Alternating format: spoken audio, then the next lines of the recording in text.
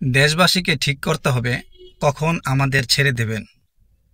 অন্তর্বর্তীকালীন সরকার গঠনের পর ডক্টর ইউনূসের এটাই ছিল প্রথম ভাষণ জাতির উদ্দেশ্যে।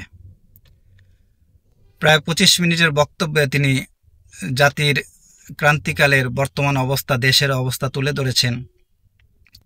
ব্যাংকিং খাত, প্রশাসনিক, আইন ব্যবস্থা, বিচার ব্যবস্থা সবকিছুর ভঙ্গুর অবস্থা তুলে ধরেছেন এবং বর্তমানে যে পরিস্থিতির সৃষ্টি হচ্ছে নতুন নতুন, যে প্রধান উপদেষ্টার বাসার সামনে গিয়ে প্রতিদিনই কোনো না কোনো দল বা কোনো না কোনো গোষ্ঠী গিয়ে তাদের দাবি দাবা পেশ করছেন। বিশেষ করে গতকাল আনসার বাহিনী যে ধরনের অপ্রীতিকর ঘটনা করেছে, তাদের দাবি দাওয়া নিয়ে সচিবালয় ঘেরাও করে রেখেছে রাত্র পর্যন্ত এবং প্রধান উপদেষ্টারা খুব আন্তরিকতার সহিত অনেক বোঝানোর চেষ্টা করেছে, তাদের সব ধরনের দাবি দাবা মেনে নিয়েছে। তারপরেও আনসাররা উত্তেজিত হয়ে ছাত্র জনতার উপর হামলা করেছে, মারপিট করেছে, ভাঙচুর করেছে, যা খুবই হতাশাজনক, দুঃখজনক এবং প্রধান উপদেষ্টা খুব মর্মাহত হয়েছেন। তাই তিনি জাতির কাছে এই প্রশ্ন ছুড়ে দিয়েছেন যে আপনারা আমাদের কতদিন রাখতে চান, এটা আপনাদের দায়িত্ব। আপনারা আমাদের কি কাজের সুযোগ দিবেন, দেশকে এই উন্নয়ন এবং সংস্কারের কাজে কতটুকু সময় দিবেন এবং কিভাবে সময় দিবেন। যতটুকু সময় দিবেন অতটুকু আমরা কাজ করব, কিন্তু আমাদের কাজের মধ্যে আপনারা কেউ সময় নষ্ট করবেন না, হস্তক্ষেপ করবেন না। আমাদেরকে এই কাজগুলা, সামনে সংস্কারের কাজগুলো আমাদেরকে এগিয়ে নিতে সুযোগ দিন।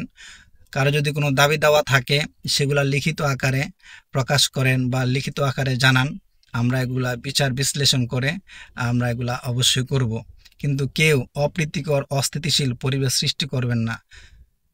ছাত্ররা আন্দোলনের মাধ্যমে অনেক প্রাণের বিনিময়ে একটা স্বাধীনতা এনেছে, একটা সংগ্রাম করে বিজয় এনেছে এবং ছাত্রদের সেই চাহিদা প্রাপ্তি হচ্ছে একটা নতুন, একটা আদর্শ এবং একটা সুশৃঙ্খল দেশ জাতি দেওয়ার জন্য। সারা বাংলাদেশ অপেক্ষমান। তাই আপনাদেরকে ভালো কিছু পাইতে হলে, ভালো কিছু পাওয়ার জন্যে অপেক্ষা করতে হবে, সময় দিতে হবে, ধৈর্য ধরতে হবে। নির্বাচন কবে হবে বা নির্বাচন দিব কিনা এটা নিয়ে কোনো প্রশ্ন করে, বিভ্রান্তি করে জাতিকে বিভ্রান্তি করবেন না। আপনারা সময় দেন, আপনারা এবারটা সুফল পাবেনই।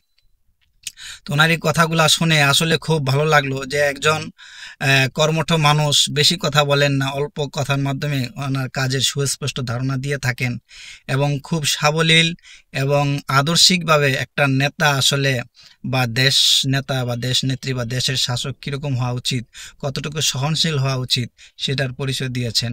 তো আশা রাখি উনি এই ধারা অব্যাহত রাখবেন। বাঙালি জাতি আসলে একটা ভালো কিছু চায়, সুফল চায়, সুন্দর জিনিস দেখতে চায়, সবাই প্রত্যাশী, কিন্তু আসলে আমরা অধৈর্য হয়ে যাই। তাই আমি দেশবাসী সবাইকে বলবো, আপনারা ওনাকে সুযোগ দেন। স্বাধীনতার 50 বছরের তো দেখলেন, সবাই দেখছেন, সবাই আসছে, সবাই গেছে, সবাই যা করার করছে, ভালো হইলেও করছে, খারাপ হইলেও করছে। তো যদি ভালো করে থাকে আলহামদুলিল্লাহ, আর যদি খারাপ করে থাকে তাও আলহামদুলিল্লাহ।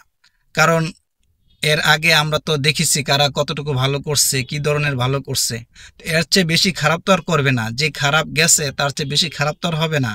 তাই ওনাকে একটু সুযোগ দেন, সবাই মিলে ওনাকে সাহায্য করেন, পরামর্শ দেন, যাতে সামনের দিনগুলো উনি সঠিকভাবে কাজ করতে পারেন।